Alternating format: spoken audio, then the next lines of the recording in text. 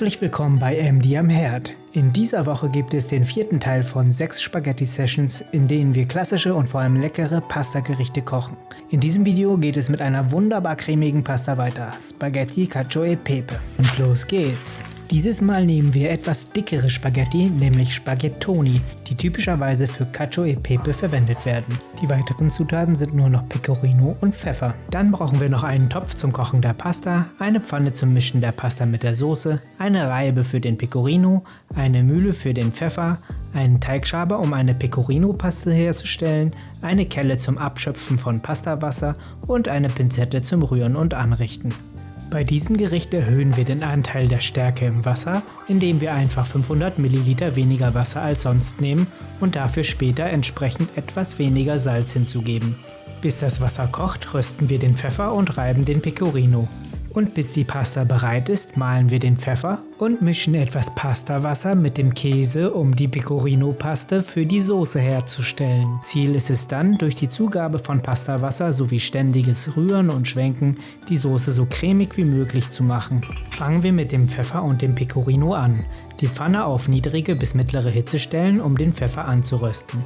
Dann etwa einen Esslöffel Pfefferkörner in die Pfanne geben. Ich nehme hier einen qualitativ etwas besseren Telly Cherry Pfeffer. Es gibt verschiedene Pecorino-Sorten. Der hier verwendete Pecorino ist der für Rom typische Pecorino Romano, von dem wir schon recht viel brauchen, aber nicht das ganze Stück. Zwischendurch immer mal wieder nach dem Pfeffer gucken und ihn etwas in Bewegung halten.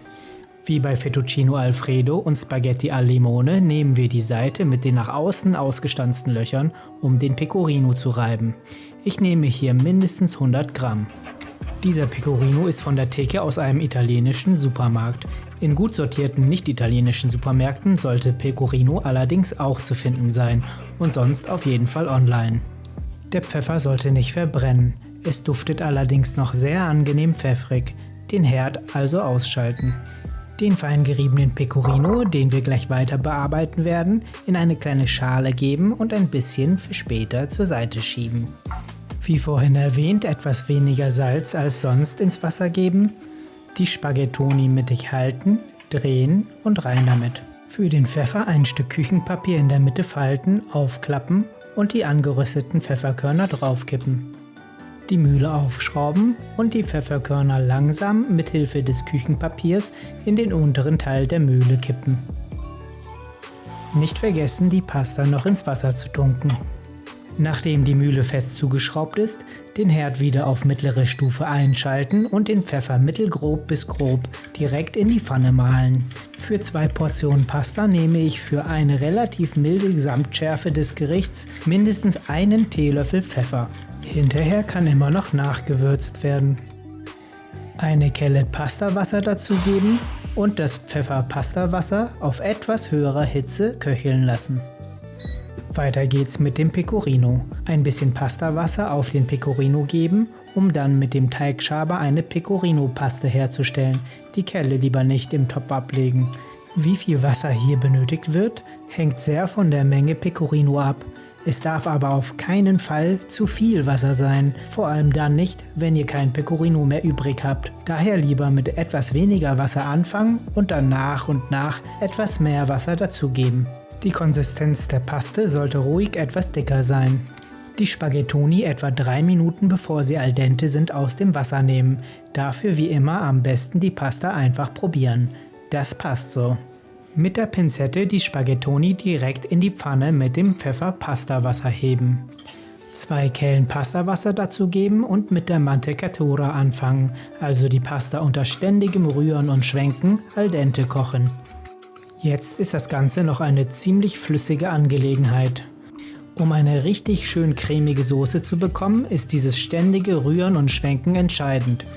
Dieser ganze Prozess dauert einige Minuten und die Pasta sollte währenddessen nicht zu lange stillstehen. Je nach Bedarf etwas mehr Pastawasser dazugeben, falls die Pasta noch etwas Zeit braucht, um al dente zu werden und etwas zu wenig Flüssigkeit in der Pfanne ist. Es ist übrigens auch völlig in Ordnung, ganz normales Spaghetti zu verwenden.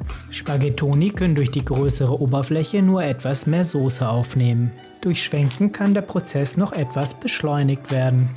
Jetzt sieht es schon gar nicht so schlecht aus. Den Herd ausschalten und noch ein paar Mal schwenken. Ganz wichtig ist jetzt, dass die Pfanne etwa 30 Sekunden keine Hitze bekommt. Das sieht hier jetzt schon sehr gut aus. Noch kurz etwas warten und dann die Pecorino-Paste auf die Pasta geben. Bei zu viel Hitze würde der Käse Fäden ziehen und das wollen wir auf jeden Fall vermeiden. Mit der Pinzette die Pecorino-Paste gut unterrühren, sodass eine samtig-cremige Soße entsteht. Noch ein letztes Mal ordentlich schwenken.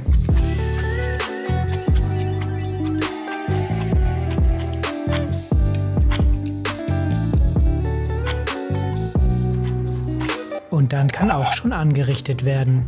Mit der gelernten Pinzetten-Schöpfkellentechnik aus dem Fettuccine Alfredo Video bauen wir wieder 2 Pastatürmchen. Auf keinen Fall die restliche Soße aus der Pfanne vergessen.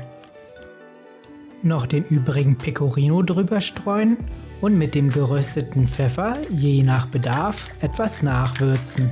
Die Statisten fürs Foto hinstellen und dann haben wir es. Spaghetti Cacio e Pepe. Mit nur 3 Hauptzutaten und mit viel Geduld bei der Mantecatura haben wir die wohl cremigste Pasta gekocht. Ein absoluter Hochgenuss. Wenn euch dieses Video gefallen hat, lasst mir gerne einen Daumen nach oben da, abonniert meinen Kanal und aktiviert die Glocke, damit ihr meine kommenden Videos nicht verpasst. Bis zum nächsten Mal und frohes Kochen!